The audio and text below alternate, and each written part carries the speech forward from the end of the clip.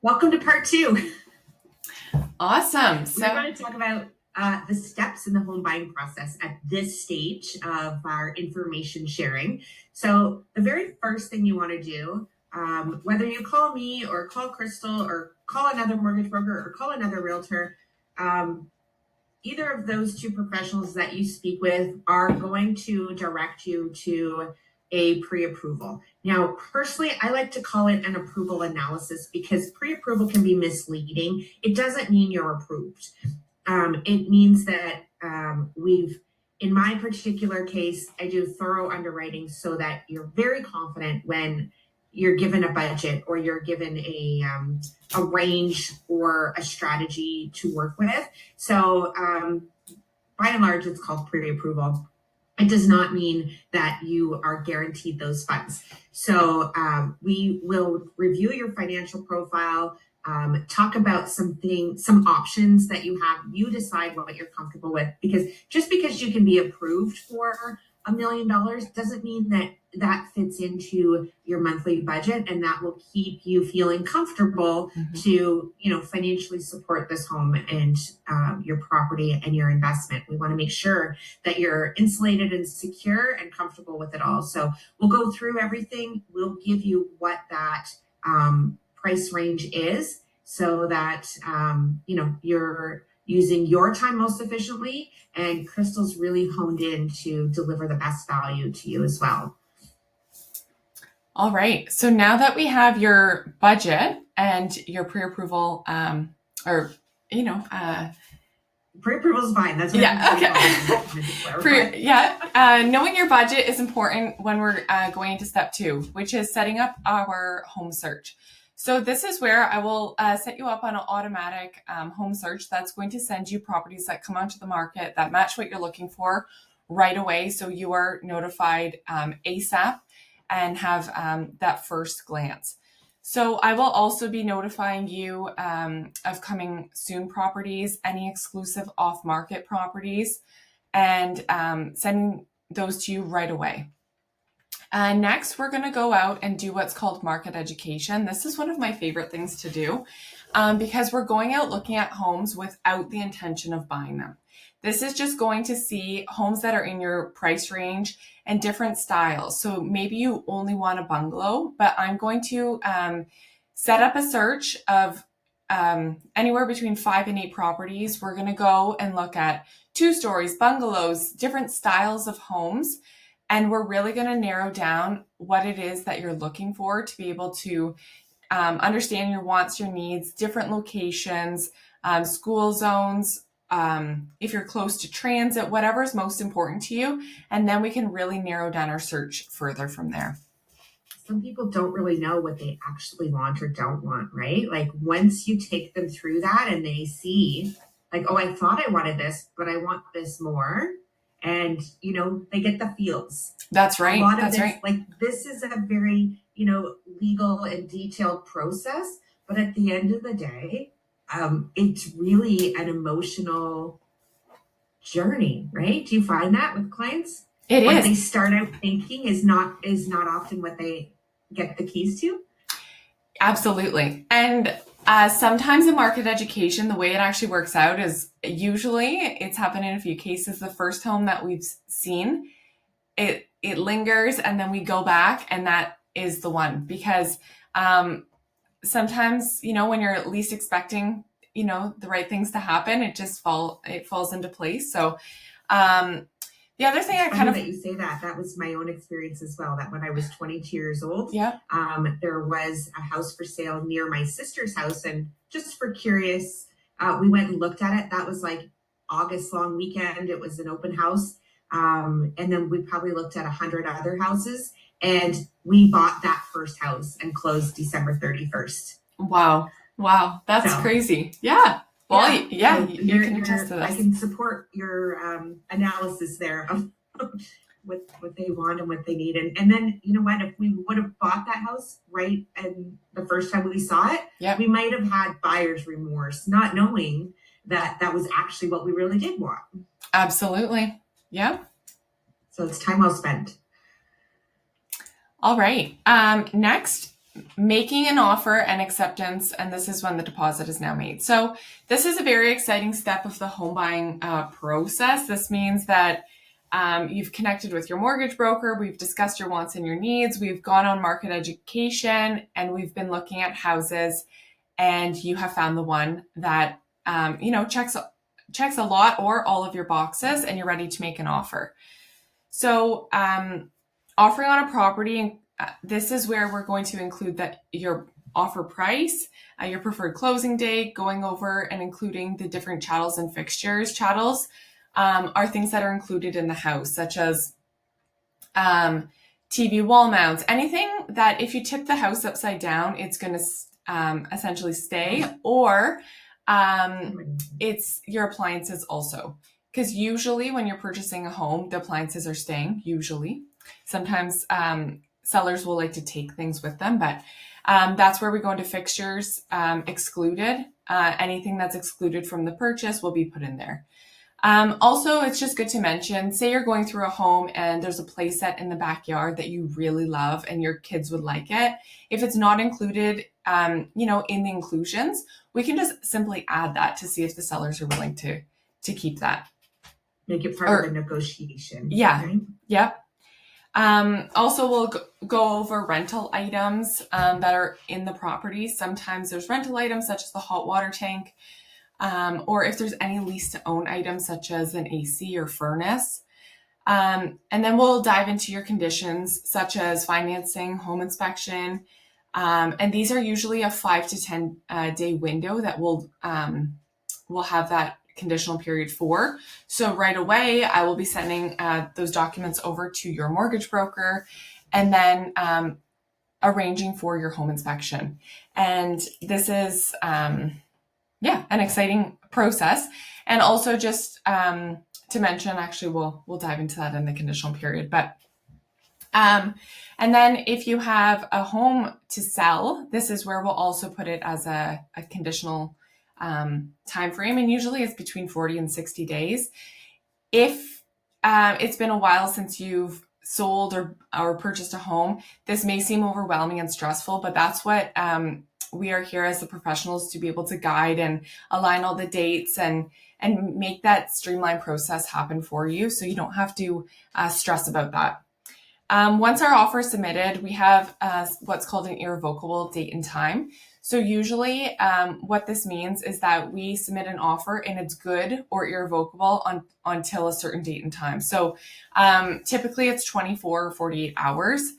And irrevocable means I can't change my mind and take it back, right? It's like, here's what I'm telling you I want to pay for and what terms I want to buy your property under. Yep. And I can't change my mind for 24 hours. So the other party it's then in their hands to reply. Right? That's right. So in this time frame, it's very important that you're not on realtor.ca and wanted to purchase another home at the same time. We cannot be offering on more than one property, because if they both accept, you're going to be buying two homes. So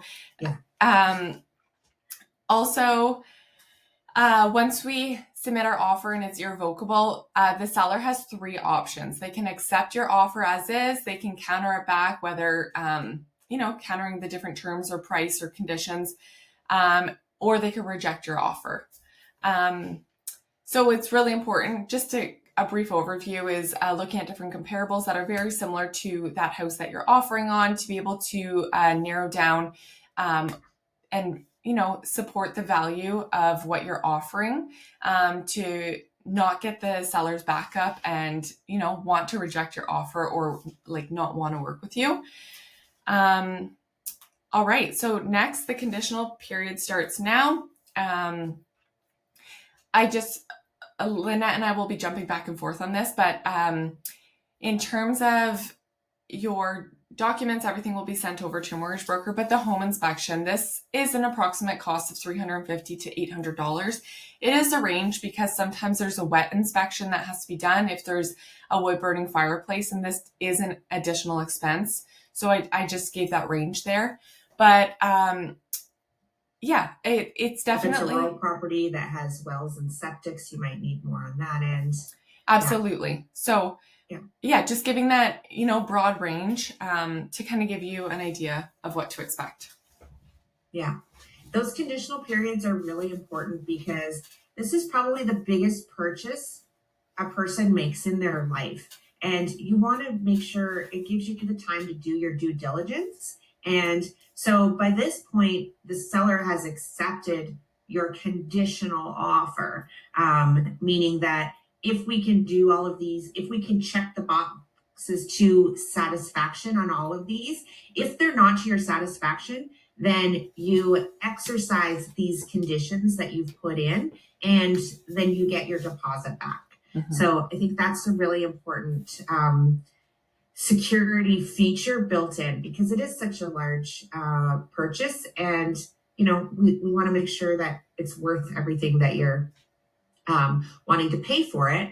So some of the things that are part of the conditions, like insurance, if there's anything unique about the property that maybe some home insurance providers might not be comfortable with, you want to make sure that you can get the insurance that you need, because it is a requirement for your mortgage. You have to have home insurance. Yeah. Your condition of financing, that's the point where we actually submit the request for a mortgage approval. We put our mortgage application into a lender, and we go through the process of making sure that you have the financing, that the lenders are comfortable with the property. They've looked at, your income documents, and they're comfortable that, they're willing to take the risk to lend you the money. If it's a condo, there'll be a status certificate. So important to have your lawyer review those status certificates. Mm-hmm. The appraisal is up to the lender. If sometimes it's covered by the insurer if you have less than 20% down. It can be covered by the lender if it can be valued through an automated valuation process. And there's also many occasions where the appraisal is the responsibility of the buyer, the client, and it's still the property of the lender, which we can get into all of that anyways. But appraisals, put in a budget for $500. If you don't have to pay it, great. If you do, then you're not surprised by that extra expense. And just to kind of piggyback on that, so if there was a bidding war on a property, and somebody were to offer $100,000 more, can you explain what happens with the appraisal and the difference and all of that situation? Yeah, so you can pay whatever you want for a property. Typically, the lender is only going to let you borrow up to a certain percentage of what the appraisal value is of that property. So it is really important to either have enough money to make up the difference if the appraisal comes in less than what you're willing to pay for it. Because at the end of the day, the appraisal is a report that is done by very highly qualified and licensed professionals. The appraisers are, very experienced. Their report is only based on what else is sold similar to that mm-hmm. in that community, and they can then adjust the price for features, for other unique features of the property, like maybe your house has a garage and another house doesn't. They'll make that price adjustment in the valuation, but it really is still a human, and they can only base it on what's there. Really, a house is worth what somebody's willing to pay for it. Yep, absolutely. But the lenders really need to have that security, because it's collateral for a whole lot of money. If you're lending $500,000 of your money, you would want to know that you have the security that's valued equal to what your money is being used for. Perfect. Thank you for explaining that.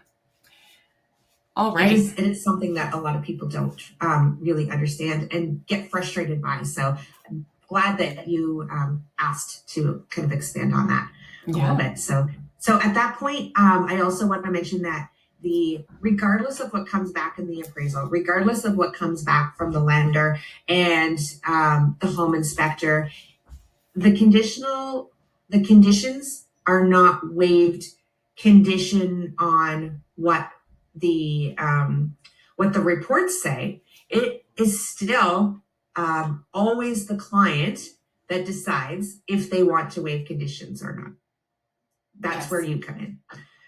Yes. So at this point, your conditional period is up. And as long as things go as planned, you've signed your documents, and you've got your financing, if you got a home inspection, everything checks off.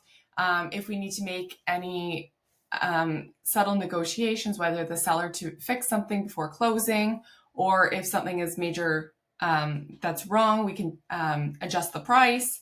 So next is what we call a notice of fulfillment. This is a document stating that we are now saying that we have fulfilled our conditions and we are removing them. So as long as there's no other conditions, we are now what's called firm and binding, and we are set to close. So now our documents will be sent over to the lawyer. They are able to do their end of things, and we'll dive into it further, but getting the statement of adjustments and the ball rolling on the lawyer's end of things. So I think that's all I had on that, but this is when your official sold sign will go up and the house is no longer available. So that's a very exciting time. And when you see the social media posts about under contract, it means that the offer's been accepted, we've gone through the condition period, and you're now firm and binding, as Crystal said. That's when the house is actually considered sold. Yeah. And there is things not to do between the time that it is officially sold to the time that you take possession. So if you have a mortgage approval and you need that mortgage to be able to pay for the house on your, agreed upon closing date, you don't want to change jobs. You don't want to make any changes to your financial profile. A lot of times people will say, "Oh, I need all this new furniture for my new house," and even if it's a buy now, pay later, it still shows as a debt on your credit report, and that could very well make you not qualified for the mortgage that was just there. So you want to make sure that if you do have anything, life events that come about. I had a client who, after they were broker complete, we call it, or, and firmed up on the offer, you'll hear those terms. The wife was in a car accident and she needed to buy a new car. And it was a little bit concerning because you don't want any new credit. You don't want to change any levels of debt that we've already provided. So in that particular case, we were able to use the insurance money. Plus, there was a little bit of room in their approval where they, even with buying a new car, they were still going to be, they weren't going to change any approvals with it. But don't do anything. Just don't do anything that changes your financial profile. Stay employed. Don't go into debt. Those kind of things. Yeah. Don't leave don't leave the country or anything like that. Unless you're just going on vacation. Yeah. But, yeah. Keep things pretty status quo. And then after closing date, the property is yours. All right. Next is walkthroughs. So typically in an offer, you have a minimum of 2 walkthroughs, maybe 3. And in these walkthroughs are opportunities to be able to go back to the house, whether you're taking measurements, you just want to, if you're doing some renovations, getting measurements or design drawings for that. But really just going back to make sure that there's no major changes to the house that you purchased. Everything is the way it is, that the light fixtures weren't swapped out for something cheaper. Maybe that the appliances that were supposed to be purchased with the home, they swapped them out for something cheaper. Just making sure everything is just as you saw it or better. And if there's anything that was to be fixed before closing, there's something called a final walkthrough. This is typically a day or 2 before closing. Usually the home that you're purchasing, everything is in boxes, or you can be able to see like the outer walls and see rooms empty, to be able to really visualize and make sure that there's no damage or anything wrong with the home. At this time, you're also going to be making sure that appliances, the furnace or the AC everything is working as it should and nothing is broken. And if there is anything broken or a leak, or if there's a fire, anything that's major that's going to affect your purchase, this is an important time that we will be dealing with agent to agent, and then also lawyer to lawyer. All right, next. So just before, slightly before closing day, your lawyer will reach out to you after the deal is firm, or after the conditions have been met and you're firm and binding. The lawyer will reach out. They'll ask you for proof of your home insurance, some ID. They will ask you for some, information that they require to provide the lender with what they need, and register the property properly with our Ontario real estate land titles, registered legally the way that they do it. So about 1 week before or so, you will meet with the lawyer. They'll give you instructions on exactly how much money that you will need to bring in, if any, and that's typically about 1 week before. And then next step is the most exciting one of all.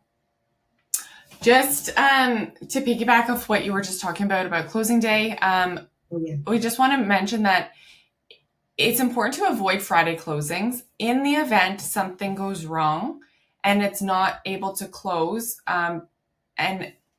before 6 p.m. And to explain that further, in the offer, it states that the transaction will close no later than 6 p.m. And this is really important to understand. If you are the seller, you do not have until 6 o'clock to pack your items and move out of your home. It's important that you are packed and ready in the morning, because the keys or the process could be firm and changing hands at 11 in the morning. So if you're having your moving truck come at noon, the buyers are going to be outside ready to move in, because money, keys, everything has already been exchanged. So that's important to note. But a question for you, Linette. Should you close and buy and do everything on the same day, or is there another option? Bridge loans is something where you can actually have access to both properties for an overlapping set of days. Typically, maybe like 5 days, 10 days, sometimes even 30 days, depending on the situation. I highly recommend that. Trying to make all of these different factors align on the same day, it is really difficult. So if you're selling a house and buying a house, try to do it with a bridge loan and overlap, and always reach out. I can give you advice on how much it's going to cost, whether you qualify for it or not. And certainly, as Crystal mentions here, like Fridays are probably the most stressful day, and the most likely that everybody kind of does it on the same. Everybody tries to go on a Friday, just they think it's best. But if you want to keep the process as stress-free as possible, Wednesdays are the least busy at the lawyer's office, the least busy at the land registry office, and the least busy at the lender. So you're more likely to get responses from everybody in a timely manner. And, the middle of the month is also great as well. But certainly having the bridge loan where, you close on the property that you're buying on a Wednesday, and then the following Wednesday is when you no longer own your previous existing home. So that gives you time to move things over. It gives lawyers time to sort anything out if anything comes up the last minute that needs to be dealt with. That is very, very, very, very recommended. And also, especially not closing a Friday before a long weekend, because if the property does not close, money hasn't changed hands, something has gone on, you are now going to either be bunking with some family or friends or at a hotel for the weekend, and all of your things, if it's in a moving truck, it can just be a costly adventure. And we're not saying it's not possible. It's just, stating Wednesday, if something happens, it will be dealt with the next day. So this is just something to keep in mind. So next, you get the keys and you're ready to move in. This is an exciting day that you've been waiting for, and your new home is ready for you. Yeah, we're all excited. We're all celebrating with you on that day. Yes, this is a very exciting moment. All right, next we're going to dive into the value of what we do working together for you as a realtor and a mortgage broker. This is definitely an information session, but we're just going to explain how Linette and I work really well together to make sure everything is running behind the scenes for you. So again, having that strong team effort. And, if we have any questions, having open communication and working in your best interest. So we really want to make it as smooth and as seamless as possible. So there's things like right away when you have an accepted offer, Crystal knows to send me that paperwork. So you don't have to, get all concerned about what do I do now? So we've already have those lines of communication wide open. I get the paperwork that I need to get the next steps going. Clients are always included, or we don't ever make any decisions on your behalf. The client is always in charge, but we want to, just facilitate those different exchanges of documents, of, details, like when the condition of financing, Crystal will call me to say, hey, how are we making out on that? Are the lenders good? So, just remove some of that stress and pressure from the client. We always have permission to exchange any personal information. Your financial profile and getting approved for a mortgage, the realtor, Crystal, doesn't always need to know every nitty-gritty detail. Same way that I don't necessarily need to know every nitty-gritty detail of every house that you've went and looked at and considered. So, we definitely stay in our lane. We don't, give advice that's not in our areas of expertise, but we can certainly support you. And, when everybody works together as a team, your process is much more enjoyable. And this is a really exciting time in somebody's life, buying a new house, and it should be met with joy and excitement, and stress and strife shouldn't be part of it. And our goal is to, make sure that doesn't happen. So we want to answer all your questions. Sometimes it'll be like, that's a Crystal question. Reach out to her. Crystal will say that's a Linette question. Or if it comes to both of us, then you know what, we can even jump on a call, go meet for a coffee, whatever the case might be, just to sort things out and, have a team. Absolutely. All right. Well, I think that concludes it. If you have any questions after watching this information session, please reach out to myself or Linette. We are happy to answer your questions. And this is our contact information to be able to get in touch with us. And we are both on Instagram and Facebook if you want to follow along that way. Message us directly if you want.